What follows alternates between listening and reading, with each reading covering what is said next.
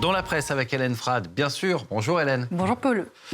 Damien, à cette heure-ci. Vous m'appeliez Pauline, c'est pas grave, ça marche aussi. On commence par l'adoption hier par l'Assemblée nationale du projet de budget de la Sécu. Ouais, c'est ric-rac, vous l'avez dit, mais ça passe. Et Libération évoque ce matin un succès pour le Premier ministre, Sébastien Lecornu, qui remporte donc son pari 149-3 dans une majorité sans assemblée. Un texte voté par défaut, d'après Le Parisien aujourd'hui en France, qui regrette de voir le pays tomber dans le déni avec la suspension de la réforme des retraites. Déni ou d'après l'opinion, le projet de loi qui a été adopté hier serait, je cite, le pire du en même temps, une caricature des obsessions de matraquage fiscal de la gauche et de perte totale de repères de la droite. Sébastien Lecornu, sorti de la NAS, mais pas tiré d'affaire, d'après le dessin de CAC pour le journal. De la mythologie grecque à la potion d'Astérix, Le Figaro digère mal cette tambouille électorale. Un bouillon de socialisme, un bloc central coupé en morceaux, une pincée d'écolos, un bouquet de LR et des horizons émincés.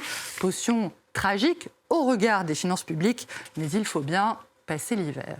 La tragédie, la vraie, en République démocratique du Congo cette fois, où les rebelles du M23, soutenus par le Rwanda, ont donc pénétré hier dans les faubourgs d'Ouvira, ville stratégique de l'est du pays. Oui, Jeune Afrique juge la situation d'autant plus préoccupante que la menace d'une chute d'Ouvira fait désormais craindre, je cite, une régionalisation accrue du conflit dans un contexte d'extrême tension entre le Rwanda et le Burundi voisin. Des hauts cadres de la rébellion ont assuré hier soir, Damien, au magazine, avoir pénétré dans la ville, propos démentis par une source locale. Jeune Afrique affirme en revanche que l'essentiel des forces pro-gouvernementales s'est retiré et que les habitants d'Ouvira fuient en nombre.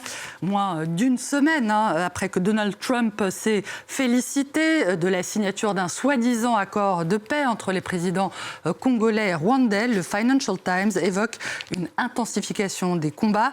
Contredisant ces déclarations, le site burkinabé Le Pays est plus cinglant.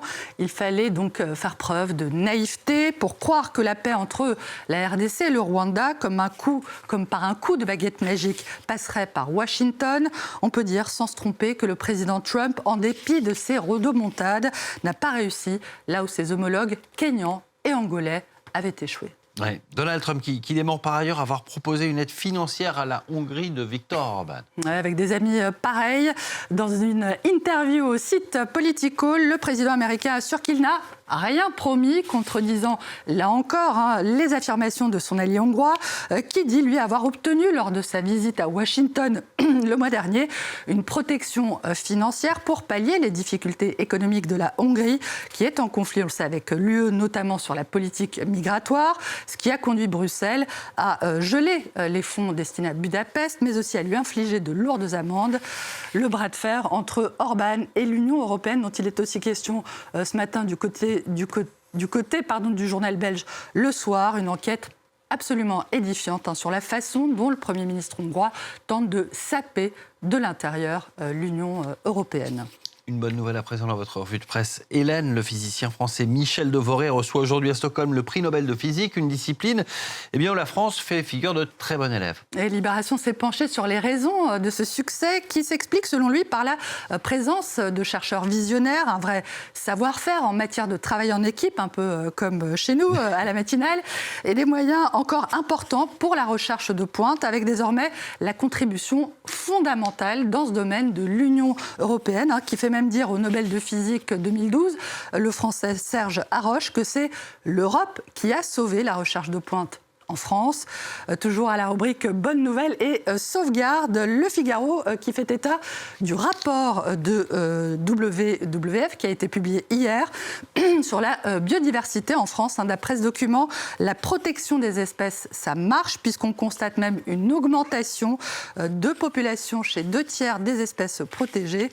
Le Figaro qui annonce, Damien, par ailleurs, que le petit raton laveur qui avait été filmé le mois dernier, totalement ivre, dans les toilettes d'un magasin de Virginie aux États-Unis, qu'il va beaucoup mieux. La bestiole, qui était devenue la coqueluche des réseaux sociaux, a même contribué à faire récolter $150 000 au refuge qu'il a recueilli grâce à ces petits produits dérivés. Allez, d'une star à l'autre pour finir, lui aussi est promis un brillant avenir et ce n'est pas un raton laveur cette fois, mais d'un poulpe dont vous nous parlez. Le Washington Post raconte l'histoire absolument extraordinaire de Mattias Krantz. C'est un musicien suédois qui a eu l'idée d'apprendre à son poulpe takoyaki, qui veut dire poulpe grillé, pardon. En japonais, eh bien, il a décidé de lui apprendre à jouer du piano en 6 mois, après des centaines d'heures de travail, grâce à beaucoup de patience et beaucoup d'ingéniosité. Il a réussi à lui faire jouer un petit morceau. Et ce morceau, je vous le donne en mille, c'est, paraît-il, Les Dents de la Mer. Oh, mais c'est facile, il y a 2 notes. Pan, pan, pan, pan. Je ne sais pas si on l'entend.